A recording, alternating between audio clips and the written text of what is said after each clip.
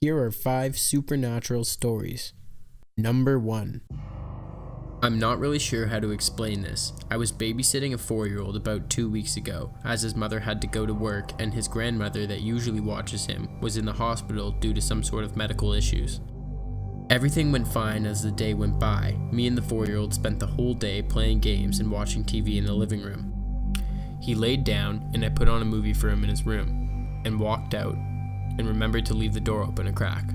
I made my way to the living room down the hall and started watching TV.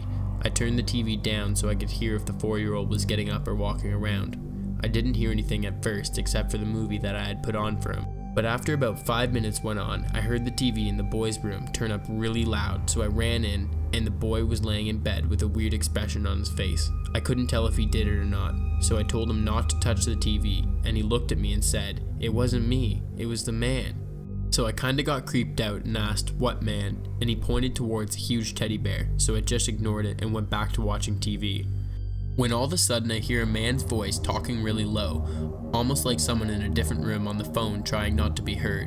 I turned the TV off and listened to make sure I was really hearing it, and sure enough, I did. So I got up as scared as I was and made my way to the bedroom of the boy. I did see something in front of the crack of the door, covering most of it. So I pushed the door open and the life-size teddy bear fell from behind the door. I looked up to see the boy under his blanket sitting upright. I walked into the room and said, "What's wrong?" as I scoped out the rest of the room because I was for sure that I heard a man's voice. I saw nothing, so again I said, "What's wrong? I'm not mad if you were up playing." He peeked out of his blanket and said, "The man is scaring me." This time I was really nervous, so I asked, "What is this man doing?" And the boy said, "He wants me to give you a boo-boo," also known as, "This man wants the boy to hurt me." So I didn't ask any questions. I went over, picked the 4-year-old up, and we started walking towards the door. I heard a few toys start going across the room, and as I was shutting the door, I heard something smash against the wall, and the 4-year-old said, "He's very angry." And when he said that, it gave me the chills, so I ended up running to the other side of the house at this point, with the 4-year-old in my arms, while we were both crying. I locked myself and the boy in the mother's room, and called her, but she didn't answer. So I was stuck there with her son, babysitting till she came home at 12 that night. So I waited in the mother's bedroom and put her son to bed in her bed. For the rest of the night, I was there alone with the boy in the mom's room. I told the mother almost everything when she came home, and she said her son says stuff about a man and different stuff like that all the time, and she laughed almost like it was a joke. I'll never babysit there again. Number 2. When I was still living at my childhood home, I was sneaking out late at night to meet some friends. I went through the back door of the house, and as I turned to face the door, I could just feel somebody watching me. I thought I was busted. I turned around to look to see who had caught me, and I saw a totally monochrome figure. The hair was completely black, blacker than black. Her face was like a static washed over white and gray. She was wearing a dress that was in between those two colors. No facial features. Just the silhouette of a young girl facing me. I reached for the door as fast as I could, and when I went to shut it, it closed very quickly on me. I bolted through my yard and onto the street. I couldn't shake the feeling I was being followed. I stayed at my friend's house that night. Soon after that happened, I was up late with my mom watching a movie. My dad had just passed away. We finished our movie up and say goodnight after turning off the TV, stereo receiver, and the DVD player, all with their remotes. After a short amount of time in bed, I am jarred awake by the sound of static with the speakers all cranked up and the TV on with no input. My mom and I meet in the hallway, surprised to see that we had both been awoken to an empty house. A few years ago, when I was 23-ish and graduated from college, I finally told my family about the first occurrence. Before I'm able to finish my description of the ghost, she finishes for me, telling me that her and her friend used to see the same little girl in our backyard playing in a sundress. Our neighbor, who was the original owner, shared a story with us about the family that originally bought the house after it was built. It was a young family whose daughter passed away from leukemia. She would have been about that age. Looking back, the girl wasn't scary or harmful. My sister had the same impression. To this day, I believe what we saw and haven't seen anything like it ever since. Edit. I also want to say that my dog used to scare the crap out of me because he would randomly stare down the hallway to my sister's room, and he would growl with his hair on end, and I never connected the two until some time after seeing the ghost, or whatever it may have been. Number 3. Greetings all. I'm pretty new to Reddit, but I have experiences I'd like to share that has stayed with me up to my adulthood and that I still speculate on.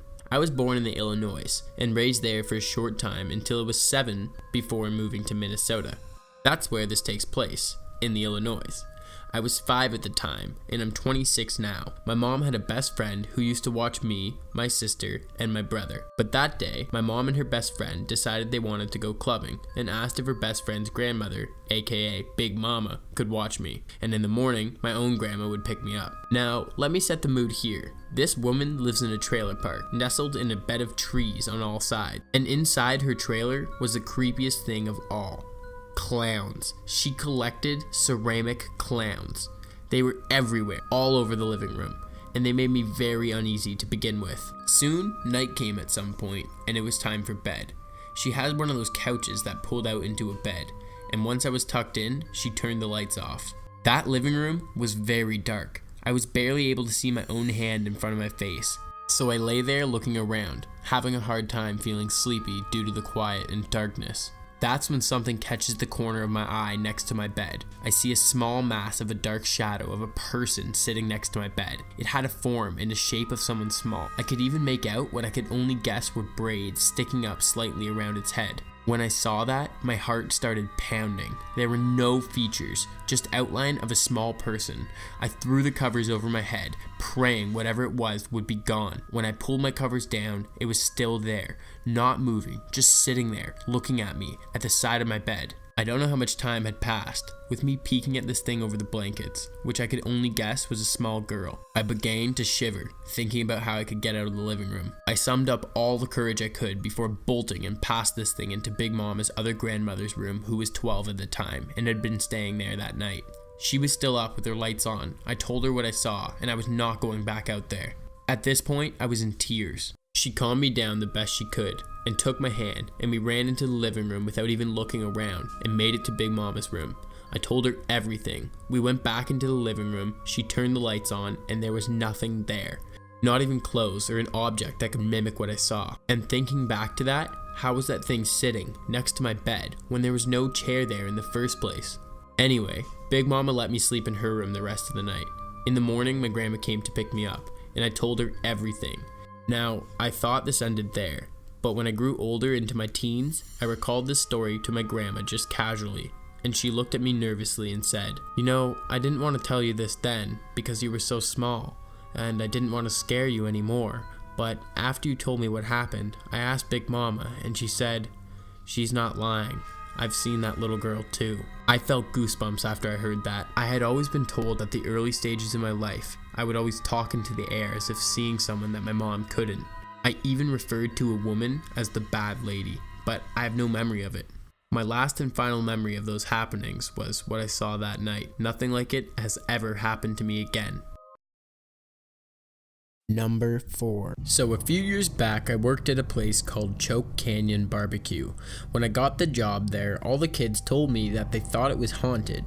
My girlfriend was a manager there. She lived right next door to the store. The alarms went off 3 to 4 times over the year that I worked there. I never saw the video, but she told me they checked out the videos when the alarm went off and a chair scraped across the ground and there was a bright little orb flying by the chair. Her story, not mine. The only strange thing I had experienced was my phone would not work in there. Of course, I did have something mind-blowing happen to me to make me certain that something was there. My best friend had gotten me the job there. His name was Drew.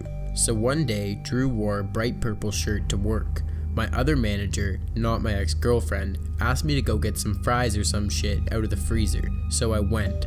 I checked and the fries weren't there, so naturally, I let him know that we didn't have any, so he came back to the freezer to look to make sure that I'm not blind. We walked up to the walk-in freezer together. The door was half open and a person in a bright purple shirt was holding the door as they walked inside it. The door shut right in front of us, though neither of us said anything, because at first we both assumed he was hiding from us just to scare us. We opened the first door, which was the cooler. Inside the cooler was our freezer. Nobody was in the cooler, so we both went for the freezer. He opened the door and said, "Bro, Drew isn't in here." There it was, the moment I had been waiting for. He said he saw Drew walking into the cooler, and I saw the same exact thing. I saw the person that just vanished. Same exact purple shirt as my friend. but he definitely wasn't in there. This happened a few years ago. Everybody always says I'm crazy when I tell them about it, but I know without a doubt in my mind still today that I saw the purple shirt, shoulders, and a hand of something that wasn't a person. I wanted to use a Ouija board, but everyone else was too scared. I always wanted to talk to somebody about this. Hopefully Reddit finds it semi-interesting. The last and final story, number 5. This is going to be short, but I've been lurking on the subreddit and several other paranormal blogs for years and have never shared my stories. I have 2 to tell that both happened in the same apartment. Nothing scary happened, but something paranormal was definitely going on. To give some background information, I was raised mostly by my mother, and when I was 14, moved into an apartment in a new part of town. Since she was a single mother, she took a night shift job so she could work full-time and make sure that I was still okay for school. The first thing that I noticed when we moved was how weird my cat acted. He would just stare off into space as you were talking to him, and he would meow like he was being hurt for no reason. The apartment was a 2-story home type deal, and he would sometimes run back and forth from the bathroom at the top of the landing all the way to the back door on the other side of the apartment, like something was chasing him. Now, this was the first time I have ever had an indoor cat, so I just thought he was being a weirdo. You could also hear the floor creaking like somebody was walking upstairs. And sometimes it would randomly smell like perfume, which we attributed to the previous tenant. I don't know if that was related, but it was weird as fuck. The second thing that happened occurred one night while I was home alone on the weekend. I was in the living room watching TV, and my cat was on the couch beside me. To give you some perspective, my bedroom was right above the living room, and I heard the creaking footsteps walk across my bedroom, out the hallway, and then down the stairs. Once whatever it was got down the stairs, my cat stared at it until it jumped down, and he walked to the front door and just sat there. So officially at this point I'm freaked out, and I just go to my neighbors to let the cat deal with whatever the fuck it was. The third weird thing that happened occurred one night when we were sleeping. I used to have a traffic cone because I'm weird, and I kept it beside my bed. I always sleep with my door closed because otherwise my cat would keep me up all night. Well, one day I woke up and the cone was in front of my door. You obviously couldn't put it there from the outside because it was right in front of the door, and I have never been known to sleepwalk. So that was weird. All in all, I've never felt threatened by anything. We moved a year or 2 later, and I never found out what happened or who died in that apartment. Hey guys, I hope you enjoyed that. There's more content coming soon, so make sure you don't forget to subscribe.